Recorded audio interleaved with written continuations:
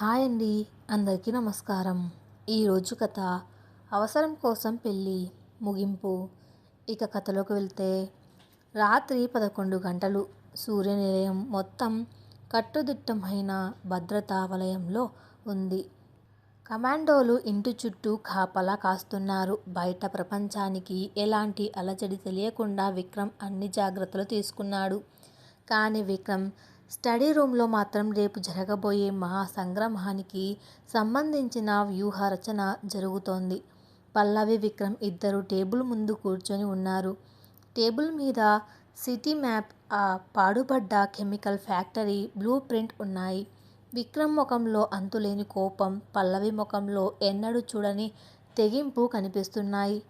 ఒక సాధారణ middle class అమ్మాయిగా ఈ ఇంట్లోకి అడుగుపెట్టిన పల్లవి ఈరోజు తన భర్త కోసం, తన కొడుకు ఆదిత్య కోసం మృత్యువుతో పోరాడడానికి సిద్ధపడడం విక్రమ్కు ఆశ్చర్యాన్ని, అదే సమయంలో గర్వాన్ని కల్పిస్తోంది.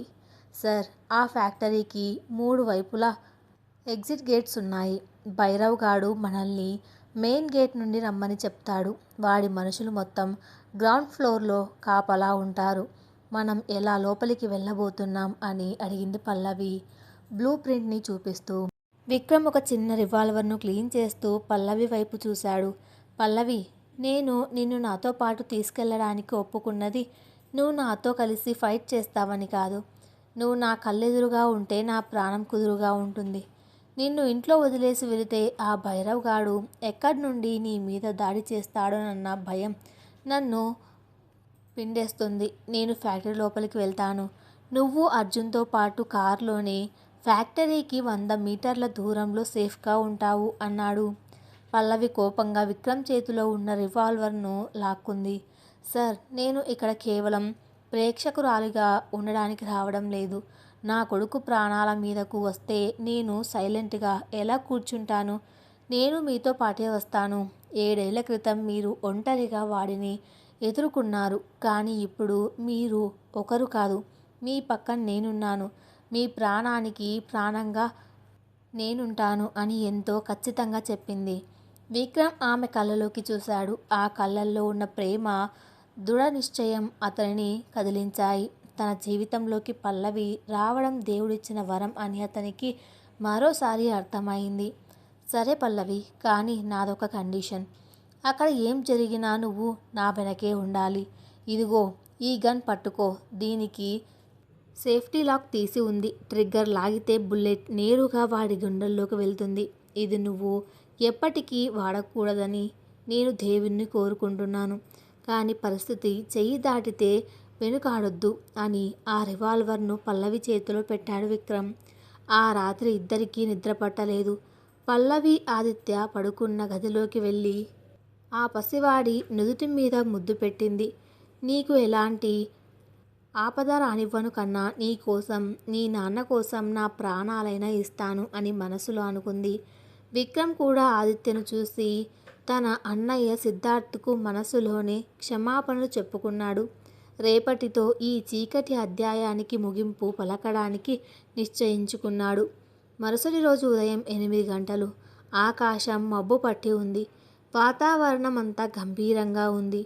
Vikram bullet proof car city చివర్లో ఉన్న ఆ పాడుబడ్డ కెమికల్ ఫ్యాక్టరీ వైపు దూసుకెళ్తోంది. కారులో విక్రమ్, పల్లవి మాత్రమే ఉన్నారు. అర్జున్ మరియు అతని స్పెషల్ టీం వేరే వాహనాల్లో ఫ్యాక్టరీని చుట్టుముట్టడానికి వెళ్లారు. ఫ్యాక్టరీకి 1 కిలోమీటర్ దూరంలో ఉండగానే విక్రమ్ ఫోన్ రింగ్ అయింది. Unknown number.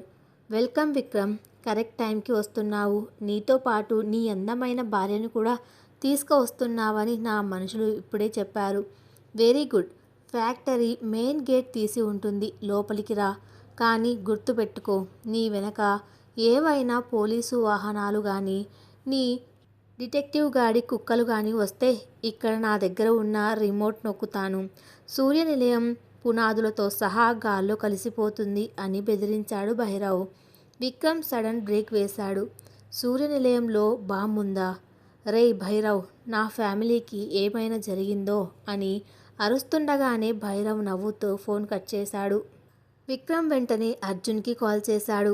అర్జున్, భైరవ్ గాడు మన ఇంట్లో ఎక్కడో బాంబ్ ప్లాన్ చేశాడట. ఇప్పుడే బాంబ్ స్క్వాడ్ని పిలిపించి ఇల్లంతా సర్చ్ చేయించు. అమ్మను ఆదిత్యను ఇప్పుడే సేఫ్ హౌస్కి షిఫ్ట్ చేయండి అని ఆర్డర్ వేశాడు. సరే విక్రమ్, నేను చూసుకుంటాను, నువ్వు జాగ్రత్త అన్నాడు Arjun. Vikram car factory main gate దాటి లోపలికి వెళ్ళింది. అదొక పెద్ద రసాయన కర్మాగారం. పాడైపోయిన ఇనుప పైపులు, తుప్పు పట్టిన బాయిలర్లు, భయంకరమైన నిశ్శబ్దం. అచ్చం నరకానికి ఎంట్రన్స్లా ఉంది. గ్రౌండ్లో దాదాపు 50 మందికి పైగా భైరవ్ మనుషులు చేతుల్లో రాడ్స్, గన్స్ పట్టుకొని నిలబడి ఉన్నారు. విక్రమ్ కారు ఆపాడు. కారులో నుంచి విక్రమ్, పల్లవి ఇద్దరు బయటకు దిగారు. విక్రమ్ నలుపు రంగు షర్ట్లో అచ్చం ఒక సింహంలా ఉన్నాడు. పల్లవి కూడా ప్యాంట్ షర్ట్ వేసుకొని చేతిలో గన్ పట్టుకొని ఒక యోధురాలుగా విక్రమ్ పక్కన నిలబడి ఉంది. రండి విక్రమ్ సార్, సూర్య సామ్రాజ్యపు మహారాజుకు స్వాగతం అంటూ ఒక గంభీరమైన గొంతు పైనుండి వినిపించింది. విక్రమ్, పల్లవి పైకి చూశారు. ఒక పెద్ద ఇనుప పెట్ల మీద నుండి నెమ్మదిగా కిందకు దిగుతున్నాడు భైరవ్.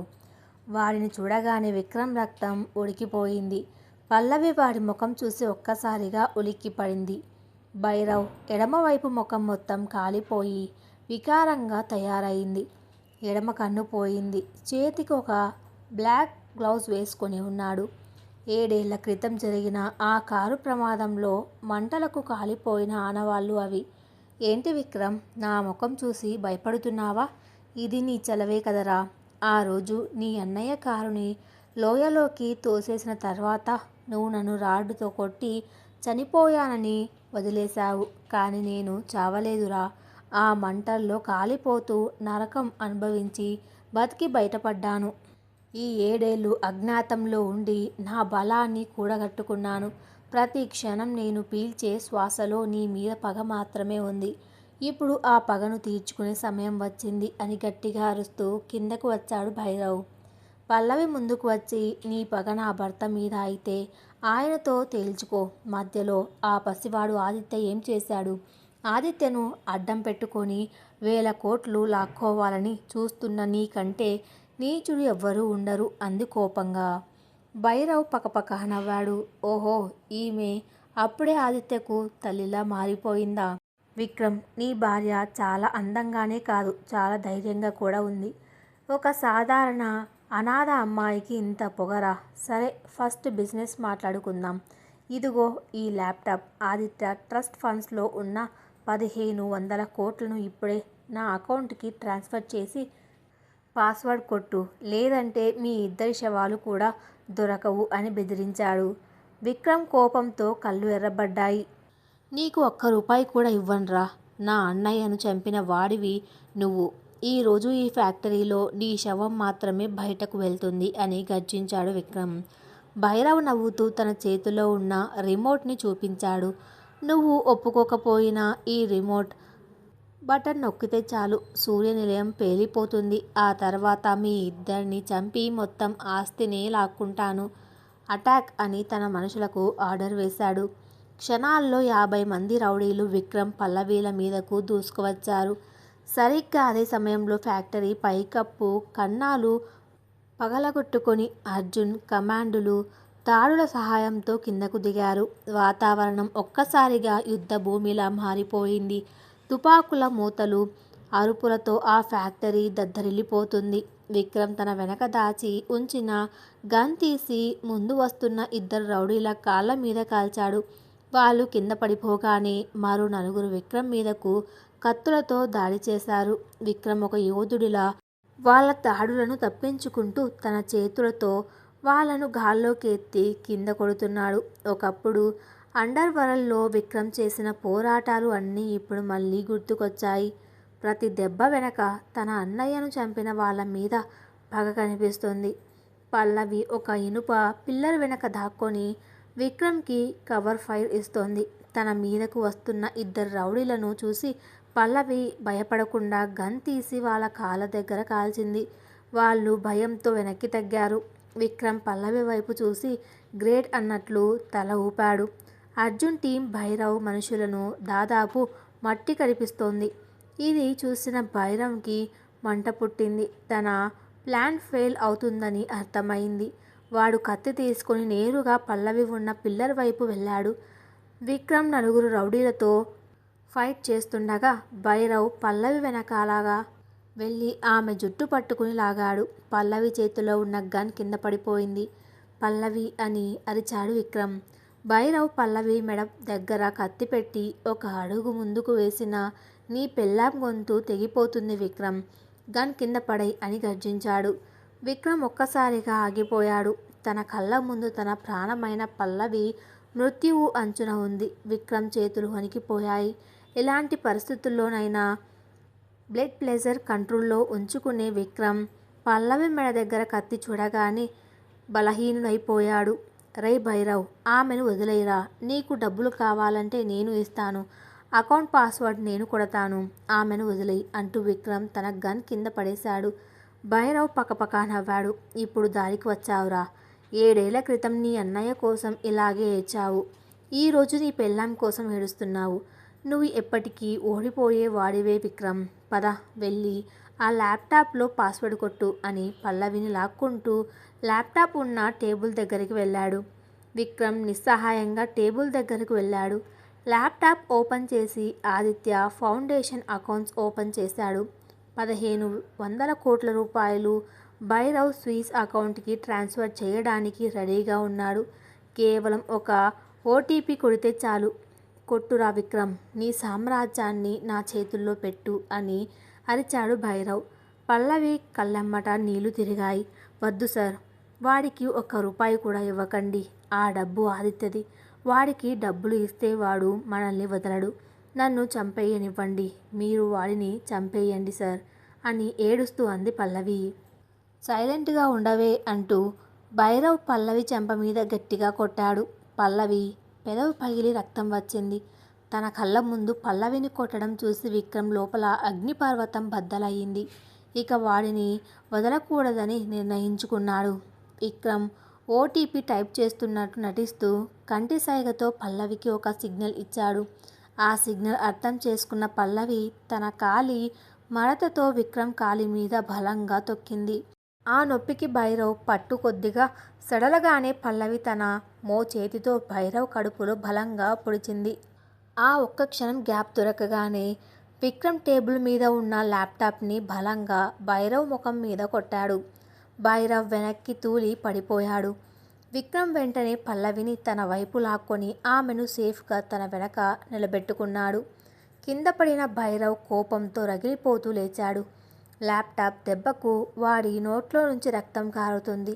నన్నే మోసం చేస్తావా విక్రమ్, ఈరోజు మీ ఇద్దరిని బతకనివ్వనురా అంటూ తన జేబులో ఉన్న తుపాకీ తీసి విక్రమ్ మీదకు కాల్చాడు. విక్రమ్ వేగంగా పక్కకు జరగడంతో బుల్లెట్ పక్కన ఉన్న ఇనుప బాయిలర్కు తగిలింది.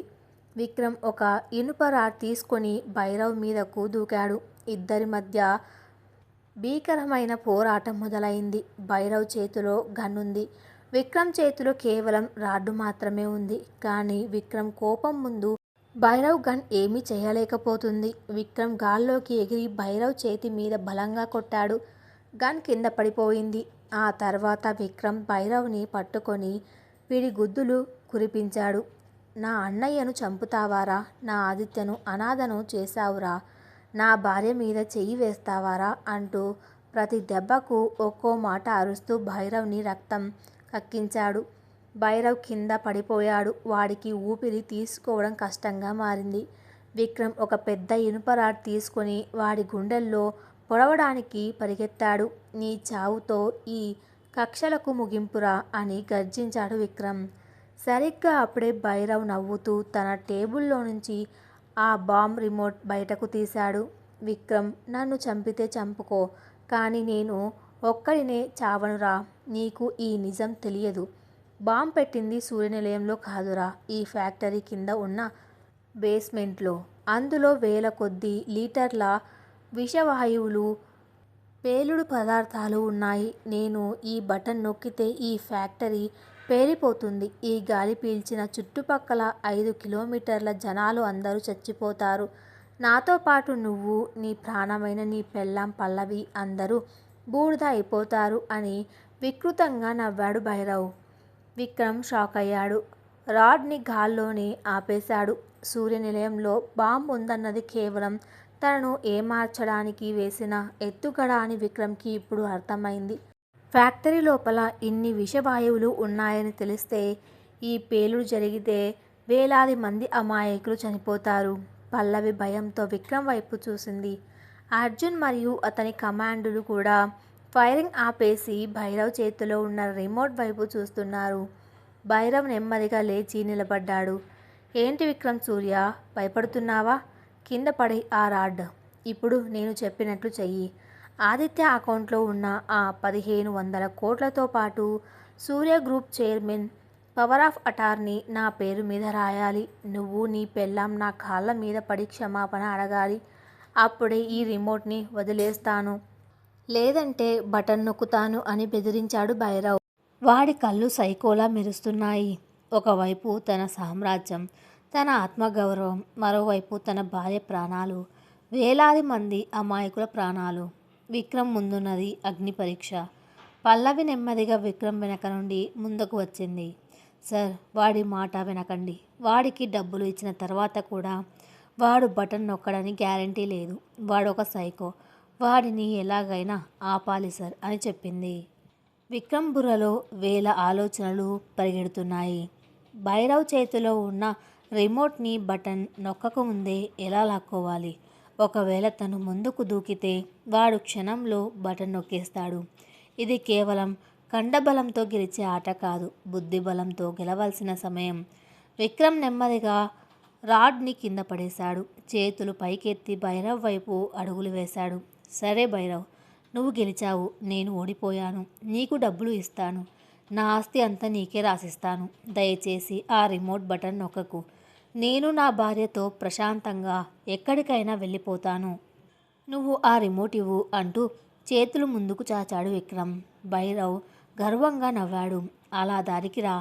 మోకాళ్ళ మీద కూర్చో విక్రమ్. నా కాళ్ళ దగ్గర కూర్చొని ఆ పత్రాల మీద సంతకం చెయ్యి అని అహంకారంగా అన్నాడు భైరవ్. విక్రమ్ నెమ్మదిగా మోకాళ్ళ మీద కూర్చోవడానికి వంగుతున్నాడు. వాడి కళ్ళు భైరవ్ చేతిలో ఉన్న రిమోట్ మీదే ఉన్నాయి. పల్లవి గుండె వేగంగా కొట్టుకుంటుంది. అర్జున్ తన స్నైపర్ గన్ని భైరవ్ తల వైపు గురిపెట్టి ఉన్నాడు. కానీ విక్రమ్ నుండి సిగ్నల్ రాకపోవడంతో ట్రిగ్గర్ నొక్కకుండా ఆగిపోయాడు. విక్రమ్ మోకాళ్ళ మీద కూర్చుంటేనే కింద పడి ఉన్న తన తుపాకీని కాలి బొటకన వేలితో పైకి ఎగరేసి క్షణాల వ్యవధిలో చేతిలోకి తీసుకున్నాడు. కానీ భైరవ్ కూడా అప్రమత్తమై రిమోట్ బటన్ నొక్కడానికి బొటకన వేలు కిందకు నొక్కాడు. సార్ వద్దు అని అరిచింది పల్లవి. విక్రమ్ తుపాకీ పేలింది. బాంబ్ అన్న భయంకరమైన శబ్దం ఆ ఫ్యాక్టరీ అంతా ప్రతిధ్వనించింది. బుల్లెట్ దూసుకెళ్ళింది. భైరవ్ చేతిలో ఉన్న రిమోట్ కింద పడిపోయింది. కానీ భైరవ్ బటన్ నొక్కాడా లేదా? విక్రమ్ కాల్చిన బుల్లెట్ భైరవ్కి తగిలిందా లేదా? రిమోట్ని ముక్కలు చేసిందా? ఒకవేళ బటన్ నొక్కి ఉంటే ఫ్యాక్టరీ పేలిపోవడానికి ఇంకెన్ని క్షణాల సమయం ఉంది? పల్లవి, విక్రమ్ ఆ మృత్యు వలయం నుండి ప్రాణాలతో బయటపడతారా? సూర్య సామ్రాజ్యానికి అంతిమ వారసుడు ఆదిత్య భవిష్యత్తు ఏంటి? బాంబ్, ఆ భయంకరమైన తుపాకీ శబ్దం ఆ పాడుబడ్డ కెమికల్ ఫ్యాక్టరీ గోడలను తాకి నలుదిక్కుల ప్రతిధ్వనించింది. కాలం ఒక్కసారిగా స్తంభించిపోయినట్లు అనిపించింది. పల్లవి భయంతో కళ్ళు మూసుకుంది. అర్జున్ చేతిలోని స్నైపర్ గన్ ట్రిగ్గర్ మీద వేలు అలాగే ఆగిపోయింది. విక్రమ్ తుపాకీ నుండి దూసుకెళ్లిన ఆ బుల్లెట్ ఖచ్చితమైన గురితో వెళ్ళి భైరవ్ చేతిలో ఉన్న ఆ బాంబ్ రిమోట్ని బలంగా తాకింది. భైరవ్ బొటకన వేలు ఆ రిమోట్ బటన్ని పూర్తిగా నొక్కకముందే ఆ బుల్లెట్ వేగానికి రిమోట్ ముక్కలు ముక్కలై గాల్లో ఎగిరిపడింది. భైరవ్ చేతి వేళ్లకు తీవ్ర గాయమై రక్తం చిమ్మింది. వాడు నొప్పితో విలవిలలాడుతూ కింద పడిపోయాడు. ఆ క్షణం విక్రమ్ గుండెల్లో రేగిన తుఫాను శాంతించింది. తన భార్య, తన కొడుకు, ఈ నగరంలోని వేలాది మంది అమాయకుల ప్రాణాలు ఆ ఒక్క బుల్లెట్తో సేఫ్ అయ్యాయని అర్థం చేసుకోగానే విక్రమ్ కళ్ళల్లో నుంచి ఆనంద బాష్పాలు రాలాయి. భైరవ్ కింద పడిపోగానే అర్జున్ కమాండోలు క్షణాల వ్యవధిలో వాడిని చుట్టుముట్టారు. అర్జున్ వేగంగా కిందకు వచ్చి భైరవ్ తల మీద గన్ పెట్టి, ఒక్క ఇంచు కదిలినా నీ తలకాయ పేలిపోతుందిరా అని గర్జించాడు. మిగిలిన రౌడీలందరూ భయంతో తమ ఆయుధాలను కింద పడేసి లొంగిపోయారు. పల్లవి నెమ్మదిగా కళ్ళు తెరిచింది. తన కళ్ళ ముందు విక్రమ్ సేఫ్గా ఉన్నాడు. భైరవ్ పట్టుపడ్డాడు. ఫ్యాక్టరీ పేలిపోలేదు. ఈ నిజం అర్థం చేసుకోగానే ఆమె కళ్ళల్లో సత్తువ తగ్గిపోయి కింద కూలబడిపోయింది. విక్రమ్ తన గన్ని కింద పడేసి పరిగెత్తుకుంటూ వెళ్ళి పల్లవిని తన చేతుల్లోకి తీసుకున్నాడు. ఇద్దరు ఒకరినొకరు గట్టిగా హత్తుకున్నారు. ఆ ఆలింగనంలో మాటలు లేవు, కేవలం కన్నీళ్లు మాత్రమే ఉన్నాయి. ఇన్నాళ్ళు వాళ్ళు అనుభవించిన నరకం, ప్రాణభయం అంతా ఆ కన్నీళ్ల రూపంలో బయటకు వచ్చేస్తుంది. పల్లవి, అంతా అయిపోయింది. ఇక మనకు ఎలాంటి భయమూ లేదు. ఆ భైరవ్ గాడి ఆట ముగిసింది అని పల్లవి తల నిమురుతూ ఎంతో ఆప్యాయంగా అన్నాడు విక్రమ్. పల్లవి విక్రమ్ గుండెల మీద తల ఆనించి బోరున ఏడ్చింది. సార్, నిజంగా అంతా అయిపోయిందా? నా ఆదిత్య సేఫ్ కదా? ఇక మనల్ని ఎవ్వరూ విడదీయలేరు కదా అని పసిపిల్లలా అడిగింది. ఎవరు విడదీస్తారు పల్లవి? సాక్షాత్తు ఆ మృత్యువే వచ్చి ఎదురుగా నిలబడినా నువ్వు నా వెన్నంటి నిలబడ్డావు. ప్రాణాలకు తెగించి నన్ను కాపాడావు.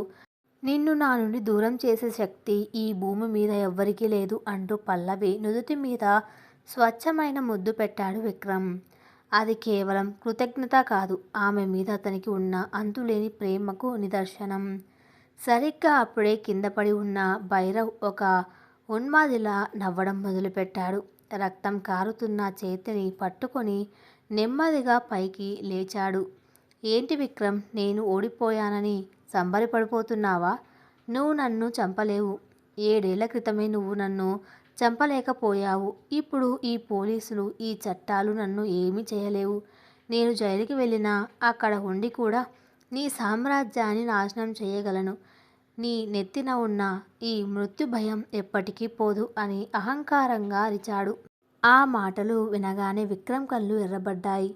పల్లవిని నెమ్మదిగా వదిలి భైరవ్ వైపు అడుగులు వేశాడు. పల్లవి భయంతో సార్ వద్దు అని అరుస్తున్నా వినకుండా వెళ్ళి భైరవ్ కాలర్ పట్టుకుని గాల్లోకి ఎత్తాడు. 7 ఏళ్ల క్రితం నిన్ను నా చేతులతో చంపాననే అపరాధ భావం నన్ను ప్రతి క్షణం దహించి వేస్తుందిరా. నా అన్నయ్యను చంపావన్న కోపంతో నేను రౌడీగా మారి నిన్ను కొట్టాను. కానీ ఇప్పుడు నేను అలా లేను. నాకు ఒక కుటుంబం ఉంది. నన్ను ప్రాణానికి ప్రాణంగా ప్రేమించే భార్య ఉంది. నా కోసం ఎదురు చూసే కొడుకు ఉన్నాడు. వాళ్ళ కోసం నా చేతులను నీ మురికి రక్తంతో మళ్ళీ పాడు చేసుకోను అని గర్జించాడు విక్రమ్. భైరవ్ ముఖంలో ఆశ్చర్యం. విక్రమ్ వాడిని చంపేస్తాడని వాడు అనుకున్నాడు.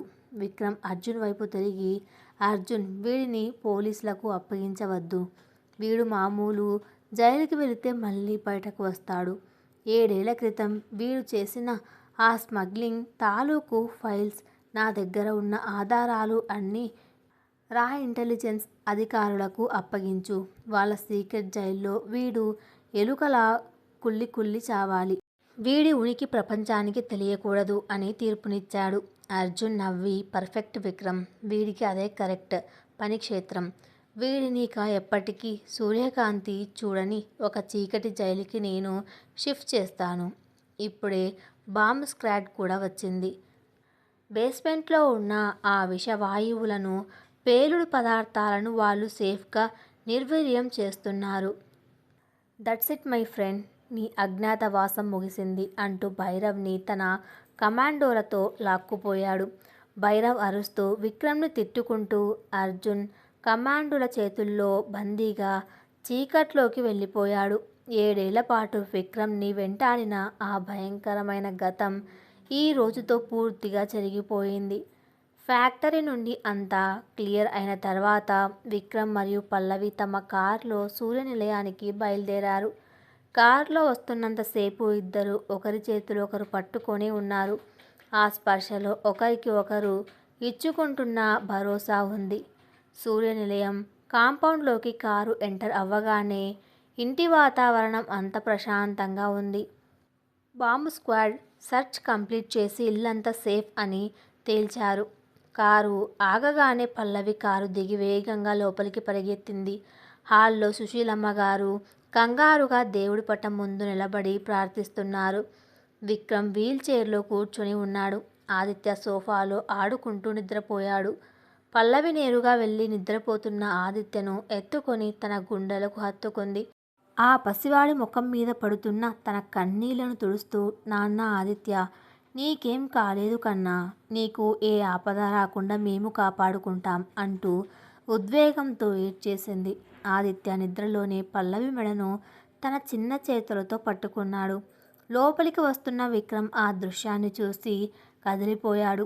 తన అన్నయ్య కొడుకు మీద పల్లవికి ఉన్న ఈ ప్రేమ ముందు 1000 కోట్ల ఆస్తి కూడా దిగదుడిపే అనిపించింది. సుశీలమ్మ గారు కళ్ళు తెరిచి వాళ్ళను చూసి ఆశ్చర్యపోయారు. ఇద్దరి బట్టలు మట్టితో, అక్కడక్కడ చిన్న రక్తపు మరకలతో ఉన్నాయి. ఏమైందిరా, ఇద్దరు ఎక్కడికి వెళ్ళొచ్చారు, ముఖాలన్నీ అలా వాడిపోయాయి అని కంగారుగా అడిగారు సుశీలమ్మ గారు. విక్రమ్ ముందుకు వెళ్ళి అమ్మ చేతులు పట్టుకున్నాడు. ఏం లేదమ్మా, ఆ రమేష్ గాడి తాలూకు పాత శత్రువులు ఎవరో మన ఆదిత్య ఫౌండేషన్ డబ్బులు లాక్కోవాలని చూశారు. వాళ్ళందరినీ పోలీసులకు పట్టించి వస్తున్నాం. ఇకపై మన కుటుంబానికి ఎలాంటి ముప్పు లేదమ్మా. నీ కోడలు పల్లవి ఈరోజు ఈ సూర్య సామ్రాజ్యాన్ని తన ప్రాణాలకు తెగించి కాపాడింది అని చెప్పాడు విక్రమ్. సుశీలమ్మ గారికి ఏం జరిగిందో పూర్తిగా అర్థం కాకపోయినా కొడుకు కోడలు క్షేమంగా ఉన్నారన్న ఆనందంతో పల్లవి తల నిమిరింది. పల్లవి మా ఇంటికి మహాలక్ష్మిలా వచ్చిందిరా. ఈ ఇంటి అదృష్టం తను. వెళ్ళండి, వెళ్ళి స్నానాలు చేసి ప్రశాంతంగా విశ్రాంతి తీసుకోండి అని దీవించింది. ఆ రాత్రి సూర్యనిలయంలో మొదటిసారి అందరూ ఎలాంటి భయం, టెన్షన్ లేకుండా ప్రశాంతంగా నిద్రపోయారు. ముఖ్యంగా విక్రమ్ 7 ఏళ్లలో మొదటిసారి ఎలాంటి పీడకలలు రాకుండా ప్రశాంతమైన కునుకు తీశాడు. అతని జీవితంలో ఆవరించి ఉన్న చీకటి మేఘాలు పల్లవి అనే వెలుగు ముందు పూర్తిగా తొలగిపోయాయి. కాలం ఎంతో వేగంగా గడిచిపోయింది. 6 నెలలు క్షణాల్లో గడిచాయి. ఈ 6 నెలల్లో సూర్య గ్రూప్ ఆఫ్ కంపెనీస్ దశ మరియు దిశ పూర్తిగా మారిపోయాయి. ఆదిత్య ఫౌండేషన్ ఇప్పుడు దేశంలోని అతిపెద్ద సేవా సంస్థలో ఒకటిగా నిలిచింది. పల్లవి తన తెలివితేటలతో, నిజాయితీతో ఆ ఫౌండేషన్ను అద్భుతంగా నడిపిస్తోంది. వేలాది మంది అనాథ పిల్లలకు ఉచిత విద్య, వైద్యం అందిస్తోంది. రమేష్, శేఖర్ల జైలు శిక్ష ఖరీదైంది. భైరవ్ అనే పేరు ప్రపంచానికి తెలియకుండానే ఒక చీకటి గదిలో ముగ్గిపోతున్నాడు. వరుణ్ తన కాళ్ళ మీద తాను నిలబడగలుగుతున్నాడు. అతనికి బెస్ట్ ఫిజియోథెరపీ ఇప్పించడం వల్ల ఇప్పుడు వీల్ చైర్ అవసరం లేకుండా వాకర్ సహాయంతో నడుస్తున్నాడు. విక్రమ్ ఇప్పుడు పాత విక్రమ్ కాదు. అతని ముఖంలో ఎప్పుడు ఒక ప్రశాంతమైన చిరునవ్వు ఉంటుంది. ఆఫీస్ పనులను కాస్త తగ్గించి కుటుంబం కోసం ఎక్కువ సమయం కేటాయిస్తున్నాడు. ముఖ్యంగా ఆదిత్యకు ఒక తండ్రిగా అన్ని బాధ్యతలు తీసుకున్నాడు. ఒక ఆదివారం ఉదయం సూర్యనిలయం గార్డెన్లో వాతావరణం ఎంతో ఆహ్లాదకరంగా ఉంది. పూల మొక్కల మధ్య చల్లటి గాలి వీస్తుంది. విక్రమ్ ఒక టేబుల్ దగ్గర కూర్చొని పేపర్ చదువుతూ కాఫీ తాగుతున్నాడు. పల్లవి లోపల నుండి ఒక ట్రేలో బ్రేక్ఫాస్ట్ తీసుకొని అక్కడికి వచ్చింది. ఆమె ఒక లేత గులాబీ రంగు చీరలో జుట్టు వదులుగా వదిలేసి నుదుటిన చిన్న బొట్టుతో అచ్చం ఒక దేవతలా కనిపిస్తుంది. ఆమెను చూస్తుంటే విక్రమ్ కళ్ళు తిప్పుకోలేకపోతున్నాడు. సార్, మీ బ్రేక్ఫాస్ట్ అంటూ టేబుల్ మీద బ్రేక్ఫాస్ట్ పెట్టింది పల్లవి. విక్రమ్ పేపర్ పక్కన పెట్టి ఆమె చెయ్యి పట్టుకుని తన పక్కన ఉన్న కుర్చీలో కూర్చోబెట్టుకున్నాడు. ఏంటి పల్లవి, ఇన్ని నెలలు గడిచినా మన మధ్య ఇంత జరిగినా ఇంకా ఆ సార్ అనే పిలుపు మార్చవా అని నకిలీ కోపంతో అడిగాడు. పల్లవి సిగ్గుతో బుగ్గలు ఎర్రబడ్డాయి. అది అలవాటు అయిపోయింది. ఏవండి అనాలంటే కొంచెం సిగ్గుగా ఉంటుంది అంది తలదించుకొని. విక్రమ్ చిన్నగా నవ్వుతూ, అసలు నువ్వు ఈ ఇంట్లోకి ఎలా అడుగు పెట్టావో గుర్తుంది కదా పల్లవి. ఒకప్పుడు కేవలం డబ్బు కోసం, వరుణ్ ఆపరేషన్ కోసం, అంటే ఒక అవసరం కోసం మాత్రమే నువ్వు నన్ను పెళ్లి చేసుకోవడానికి ఒప్పుకున్నావు. నేను అంతే. నా ఆదిత్యకు ఒక తల్లి కావాలి, నా ఇమేజ్కి ఒక కవచం కావాలి అన్న అవసరం కోసమే నిన్ను పెళ్లి చేసుకున్నాను. మన ప్రయాణం ఒక కాంట్రాక్ట్ మ్యారేజ్లా మొదలైంది. ఒకరి మీద ఒకరికి ఇష్టం లేని, ప్రేమ లేని ఒక బంధం అది అని గతాన్ని గుర్తు చేశాడు. పల్లవి విక్రమ్ కళ్ళలోకి చూస్తూ, అవునండి, అప్పుడు నేను మిమ్మల్ని ఒక రాయిలా అనుకున్నాను. మీకు అసలు ఫీలింగ్స్ ఉండవని, నా మీద ప్రేమ కలగదని భయపడ్డాను. కానీ మీరు నన్ను ఒక భార్యగా గౌరవించిన విధానం, నా వరుణ్ణి మీ సొంత తమ్ముడిలా చూసుకున్న విధానం, ఆదిత్య కోసం మీ ప్రాణాలు పణంగా పెట్టిన తీరు, ఇవన్నీ చూశాక మిమ్మల్ని ప్రేమించకుండా ఎలా ఉండగలను? మీరు బయటకు ఎంత కఠినంగా కనిపిస్తారో మీ మనసు అంత స్వచ్ఛంగా ఉంటుంది అని తన మనసులోని ప్రేమను వ్యక్తపరిచింది. విక్రమ్ పల్లవి చేతిని మరింత గట్టిగా పట్టుకుని, నీకు ఒక నిజం చెప్పనా పల్లవి? నువ్వు నా జీవితంలోకి వచ్చిన రోజే నాలోని ఆ కఠినత్వం కరిగిపోయింది. ఆదిత్యను నువ్వు సొంత కొడుకులా చూసుకుంటున్న తీరు, నా తప్పులను, నా గతాన్ని క్షమించి నన్ను మనిషిగా నిలబెట్టిన తీరు నన్ను నీకు బానిసను చేశాయి. అవసరం కోసం మొదలైన మన పెళ్ళి ఈరోజు అనురాగంగా మారింది. ఐ లవ్ యూ పల్లవి. నా ఈ జీవితం, నా సామ్రాజ్యం, నా ఊపిరి అంతా నీదే అని ఎంతో గాఢంగా చెప్పాడు. పల్లవి కళ్ళల్లో ఆనంద కన్నీళ్లు మురిశాయి. ఐ లవ్ యూ టూ ఏవండి అంది సిగ్గుపడుతూ. మొదటిసారి ఆమె నోటి వెంట ఏవండి అన్న పిలుపు వినగానే విక్రమ్ గుండెల్లో సంతోషం ఉప్పొంగింది. సరిగ్గా అప్పుడే లోపల నుండి ఆదిత్య పరిగెత్తుకుంటూ వచ్చాడు. అమ్మా నాన్న అంటూ ఇద్దరి మధ్యలోకి వచ్చి దూకాడు. విక్రమ్ ఆదిత్యను ఎత్తుకుని గాల్లోకి గిరగిరా తిప్పాడు. పల్లవి వాళ్ళిద్దరిని చూస్తూ మురిసిపోయింది. అక్కడికి వచ్చిన సుశీలమ్మ గారు వాళ్ళను చూసి దేవుడికి దండం పెట్టుకున్నారు.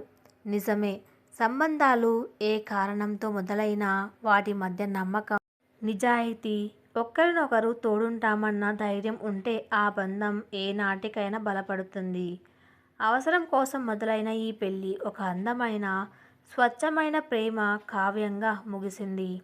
సూర్యనిలయంలో ఆ క్షణం నుండి కేవలం ప్రేమల పువ్వులు మాత్రమే పూసాయి. పగలు, ద్వేషాలు అన్నీ ఆ ఫ్యాక్టరీ మంటల్లోనే కాలిపోయాయి. సమాప్తం. Thanks for listening.